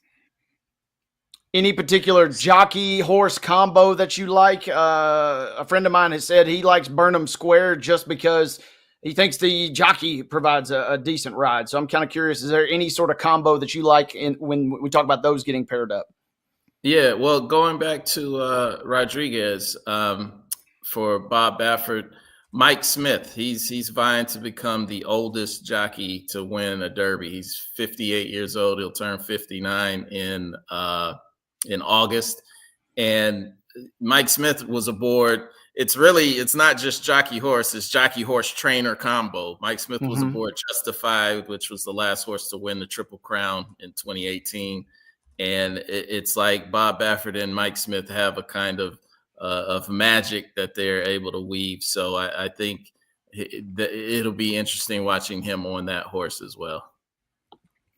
CL Brown of the Louisville Courier-Journal joining us here on Main Street Sports today, presented by the Tennessee Orthopedic Alliance of Columbia, as we get you ready for the 151st running of the Kentucky Derby Saturday evening. CL, obviously a lot of talk about journalism, not so much about publisher. What's up with that? Are they related? I was just going through the list and just saw that name. It's like, what in the world are we doing? But yeah, they're not related, but I do think that publisher is running with under trainer Steve Osmondson, who has 2 horses in this race, publisher and Tiz-Tastic, and just the luck of the draw, they're actually breaking from the 13th and 14th posts, so they'll be together. They have trained some together in the past, so it might help to have that familiarity for both of those horses being together. But publisher is a horse I think is not, I personally don't think publisher has a chance of winning or even showing up in placing or showing. Nothing has really stood out about this horse in my opinion, to think that it could get the distance and make a strong showing in this race. But you know, I hesitate to say stuff like that because then I get proven wrong when again it's so many random things that can happen in this race, and then the next thing you know, publisher ends up coming out with the win. But he did have a strong second place showing in the Arkansas Derby, and being trained by Steve Osmondson, who is the best trainer to never win the Kentucky Derby. I mean, he's already a Hall of Famer. He's won an ungodly amount of races through the years, but he hasn't won this one. And you just kind of figure too that he's due at some point, but I just don't know. I don't like this publisher being the horse to get it done for him. Journalism, Sovereignty, and Sandman look to be the top 3 favorites. What are your thoughts? If it's not Journalism, who is it? I love Sovereignty.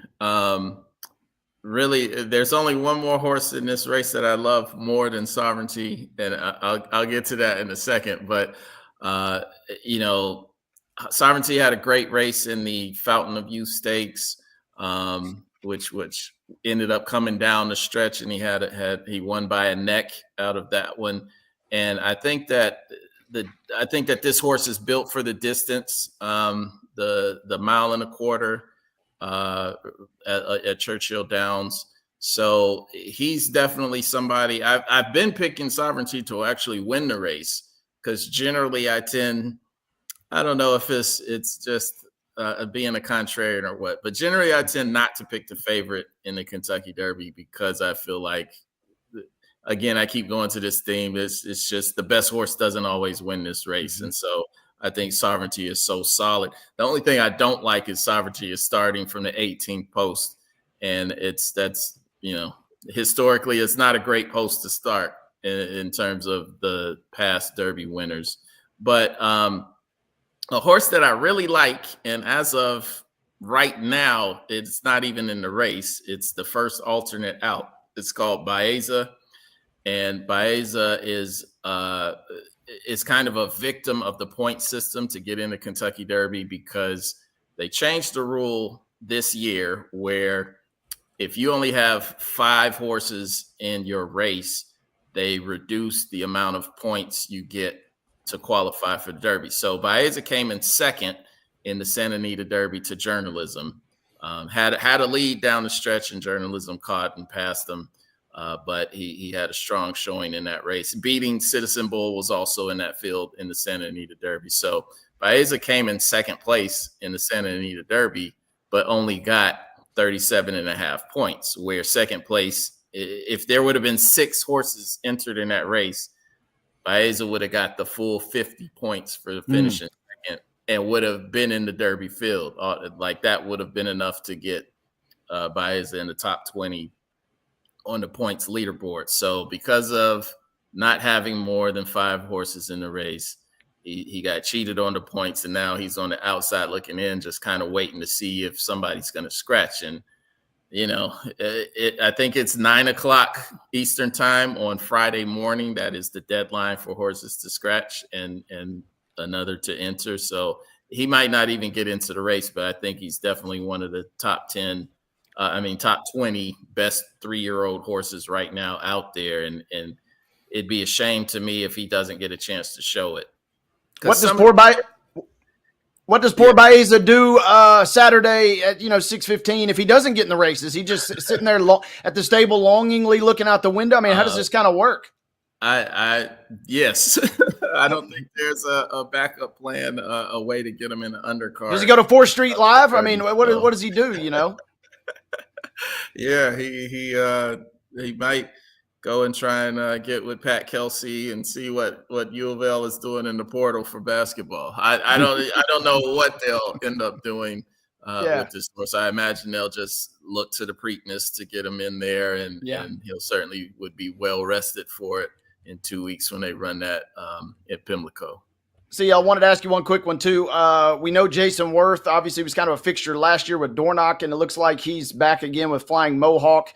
Everybody's talking about Toby Keith, the late Toby Keith, and Rendered Judgment. Are there any other notable celebrity kind of owners that'll be making a cameo Saturday? Those are the only two that I can think of offhand as well. And Render Judgment kind of had a bit of a scare, if you will, today, because earlier trainer Kenny McPeak talked about the horse had a quarter crack. And so he was getting treated for a quarter crack in his hoof. And so some people were wondering if that meant he was going to be out, but I texted with McPeak and everything earlier, and he said it's not a big deal, and as of right now, they'll still be expected to run. But here's how thin the line is between being in the Kentucky Derby and being out. Render Judgment, which is the Toby Keith horse, it's a horse that's trained by Kenny McPeak, and 2-3 weeks ago, McPeak did not think they would be in the Derby with this horse. Like he wasn't sure that the horse was ready to run in it. And a lot of times situations like this also comes down to owners. You might have a trainer that's like, I don't believe we can win with this horse in this situation. But if you have owners who have never competed in the Derby before, it's something, a refrain you'll hear from trainers is you can't kill somebody's dream of running the Kentucky Derby. And so even if the owners know that they have a horse that they don't feel like can win, sometimes they'll enter it anyway because it's the Kentucky Derby. And when will you ever be in a chance? You never know that you'll have a chance to actually have an entry into it. So they went for it with Render Judgment. I'm not sure that it's a horse that can win. Also, Flying Mohawk, I don't really feel like is a horse that will that can win this race, but they're in it. They got a shot like the other 19 horses or 18, considering those two. So watch them prove me wrong. And they finished 1 and 2. CL Brown of the Louisville Courier-Journal joining us here on Main Street Sports today. And again, with the weather situation being what it is, CL, the biggest question is, how does this impact you and your fit for the next couple of days? Well, I always bring some boots in case it rains and really muddies up the track. So I'll change into boots and either roll my pants legs up or tuck them in. So it really doesn't affect what I decide to wear out there, but it might look a little crazy when I put the boots on to walk on mud. But when I get out of the mud, I put back on my regular shoes. So it all works out. Well, be sure and take pictures, man. We'll be looking forward to seeing who CL is wearing and what CL is wearing this weekend. But man, we appreciate you taking some time with us and sharing some knowledge, and we will be on the lookout for journalism and sovereignty. Indeed. Appreciate you guys for having me on. Yes, sir. Thank you, sir. CL. We'll talk to you. All right. Let's take a break. Let's get to our final segment of the day here on Throwback Thursday on Main Street Sports Today, presented by the Tennessee Orthopedic Alliance of Columbia. Come back after this.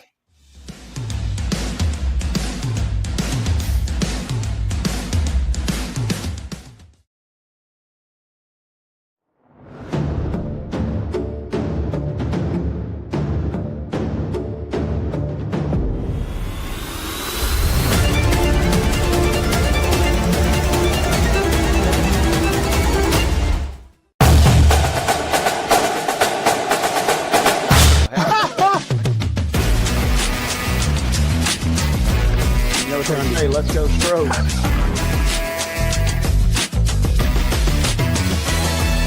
People are amazed at the variety and quality of guests we bring into Main Street Sports Today. But when you've been in this business for nearly 40 years and you never throw away a phone number, it's pretty easy. Right, Wade? Absolutely. And Wynn agrees with me.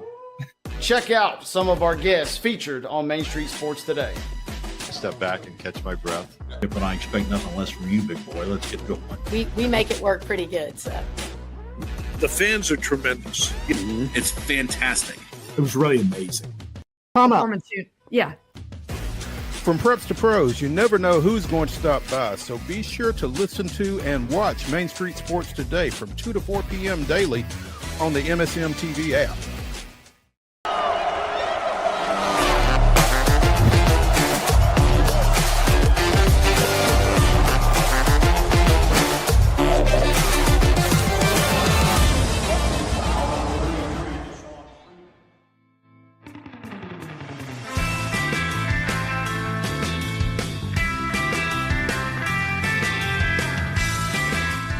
Wrapping up Throwback Thursday here on Main Street Sports Today, presented by the Tennessee Orthopedic Alliance of Columbia. I'm Maurice Patton. That's Wade Neely. Not a good day at the PGA Riviera Maya for former Brentwood Academy standout Blades Brown. Finishes his opening round of the, is it Tulum? Tulum? How do you pronounce that, Wade? Tulum, I think. I've never been, but I want to go. Okay. Finishes his first round +7. Blades is tied for, it starts with a 1, tied for 148th after the opening round. 7 over 79 to get things started. It's not a good place to be. There's only 1, 2, 3. There's only 3 guys that shot worse. Yeah, tough go over for Blades. And I mean, 2 different things, and both can be true. On one hand, he's getting a dose of, you have to be at your very best every single outing, and you don't get any rollover points. You don't get any rollover cred. You have to show up every single week and earn it beginning on Thursday, just like everybody else. But on the other hand, we talked about it earlier in the week. He did have to make a last minute decision on whether to chase this tournament or continue with that originally scheduled appearance at the Byron Nelson. So kind of playing, anything could happen. He could have gone out and, won the Byron Nelson in a kind of a fluke there. But the long-term viable play was probably to chase this and chase permanent membership on the Korn Ferry Tour. And if, it probably is out of reach. I'm trying to look for a live cut line model here, and I'm not seeing one. But I mean, presumably, barring him just lighting it up tomorrow, he'll be going home early. So long term, probably the right decision, because that membership gives you, number one, just guaranteed appearances, but number 2, gives you the chance, if you can win 3 of those or you can finish high enough multiple times, you can get that PGA card. So feels like it was the right move, but it certainly just didn't go his way today. Yeah. Was 2 over after 9, so the backside wasn't very kind to Blades, apparently. So again, +7, 79 heading into tomorrow's second and possibly final round for Blades. News that broke during the show: former Belmont standout Evan Brads, who has spent the last few seasons as an assistant coach with the Boston Celtics and the Utah Jazz, has joined the coaching staff at Duke University with John Shire. He replaces Jai Clark, the new coach at the University of Miami, on the Blue Devil staff. So big move there. Big move for him. And we talked about Clark leaving as their defensive coordinator, as it were, or their kind of ace defensive guy. I'll be curious to see, but yeah, this is a big move. Some nice free branding. You obviously want to market that to the best of your ability if you're Belmont. Best of luck to him. Absolutely. And this move for him, again, he has spent the past 8 seasons on somebody's bench in the NBA. He's now getting back to the collegiate level with a blue blood in the Blue Devils. Sorry, Wade. Are we discussing the next Belmont coach? Yeah, man, I don't know, because you already have the NBA check mark. You already have the endorsement of Brad Stevens. I don't want to sound like I'm shortchanging Belmont here, but you kind of can go anywhere you want. And man, he would really, really, really have to want to come to Nashville and be back on campus before you probably are going to turn down some other gigs that he's going to be in line for. With the NBA endorsement, now he's obviously got an absolute blue blood check mark at the college ranks soon to come. So I don't know. It'd be cool to think about, but it feels like he may be destined for quote-unquote bigger and better things. Not the only assistant coaching position that has been filled, but one's been created at the University of Tennessee. Rod Clark has left Rick Barnes' staff to join Darian DeVries, at Indiana University. Saw Jason Swain tweet this out earlier, and all he said was no. So that's I don't know much about Coach Clark, but that endorsement is good enough for me that Swain was sad to see him go. Yeah. Came to Tennessee in April of 21 from Austin Peay. Previously spent time at Illinois, Chicago. And like you said, Swain thinks he's on the rise. Apparently, Rick Barnes thinks he's on the rise, and so does DeVries. So Rod Clark on the move. UT got a move to make, I would think. NBA playoff action. Houston takes a 3-2 lead over Golden State with that 131-116 win last night. Minnesota closes out the Lakers 103-96. You've got a pair of games tonight. The Knicks at Detroit, the Nuggets at the Clippers. Both road teams trying to close things out. Yeah, and Minnesota, I said earlier in the week, very gentlemanly of them. And, I'm a channel of famous personality when I say Air Bud, Elmer Fudd, Lakers laid a dud, Wolves in 5. Nicely done. Very nice. On the ice, the Caps close out Montreal 4-1. Florida finishes off Tampa Bay. Florida finishes off Tampa Bay 6-3. Winnipeg goes up 3-2 with a 5-3 win over the Blues. Good night of hockey last night, and we kind of see that picture come into focus a little more. Good for the Capitals because some folks, some sharps on the web, thought Montreal might give them a little bit of a scare. Turned into not much of one by the end of the series. Florida holding up their end of the bargain. Now it's up to Toronto. And Winnipeg playing back at home. The barn was jumping, as they say, and they'll have a closeout game. Suddenly Vegas and Winnipeg, who, were two of your favorites in the West, but were seemingly kind of staggered and on the ropes, they've kind of regained their form. It'll be interesting when the Golden Knights take the ice tonight.